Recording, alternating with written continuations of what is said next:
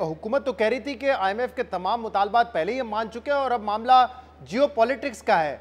फिर क्या हुआ, ये बर्फ कैसे पिघली जिसकी वजह से अब हम देख रहे हैं कि दोबारा मुज़ाकरात हो रहे हैं? देखिए, बुनियादी तौर पे जब प्राइम मिनिस्टर ने पेरिस में रिक्वेस्ट की आईएमएफ की एमडी से मीटिंग की, तो उस मीटिंग के बाद ये तय हुआ कि क्योंकि आईएमएफ की एमडी के लेवल पे ये चीज़ें तय नहीं होनी थी। ये बेसिकली जो उनकी रिव्यू टीम थी, रिव्यू मिशन था, उसके और पाकिस्तान के दरमियान टेक्निकल लेवल पे चीज़ों को तय होना था। तो वो जियो पॉलिटिक्स वाला तो पीछे रह गया। फिर टेक्निकल लेवल पे पिछले जो 72 घंटे हैं, इसमें पूरी पूरी रात जो है वो पाकिस्तान और आईएमएफ के दरमियान टेक्निकल टॉक्स हुई।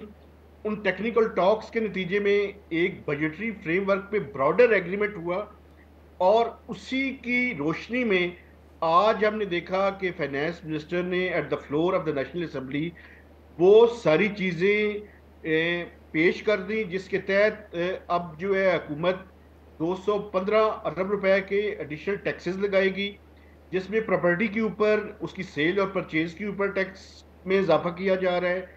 इसके अलावा जो यूरिया और फर्टिलाइजर है उस पे एफईडी लगा दी गई है।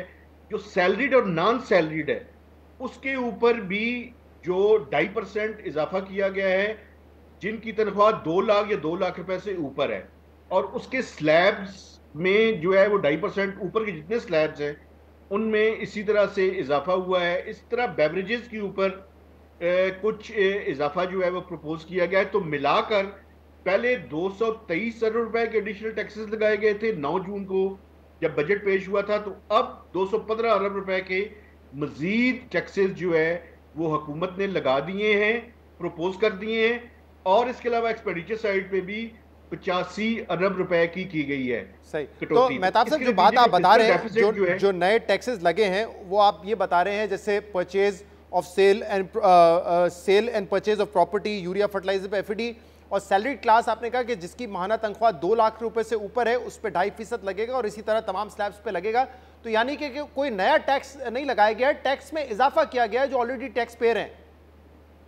जी बिल्कुल, जो टैक्स पेयर्स हैं उन्हीं के ऊपर इजाफा किया गया है। देखिए, ये जो फर्टिलाइजर के ऊपर पहले एग्जेम्पशन थी, अब वो जो है वो विड्रॉ की गई है। इसके अलावा बाकी किसी सेक्टर पे नए नए टैक्स नहीं लगे, बल्कि ये जो मौजूदा टैक्स पेयर्स हैं उन्हीं के ऊपर जो है वो इजाफा किया गया है। लेकिन मेहताब लेकिन मैं साहब आपको एक बात जी बताना जी चाहता हूँ, बताइए देखिए बताइए। बुनियादी तौर पे आईएमएफ के साथ जो इनका ब्रॉडर एग्रीमेंट हुआ है, इसीलिए खुल के ज्यादा बात नहीं कर रहे कि चूंकि आईएमएफ का एक इदारा है जिसको फिस्कल अफेयर्स डिपार्टमेंट कहते हैं, वो जब क्लियरेंस देगा, क्योंकि मंडे को खुलेगा, आज तो छुट्टी है उनके यहाँ, तो मंडे को जब खुलेगा तो वो करने के बाद फिर पाकिस्तान और आईएमएफ एसएलए की तरफ बढ़ेंगे।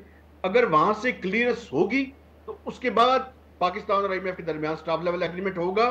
क्योंकि 30 जून को इस प्रोग्राम का पीरियड खत्म हो रहा है, इसलिए टाइम बड़ा कम है, तो जल्दी जल्दी से ये सारे काम जो है वो करने पड़ रहे हैं।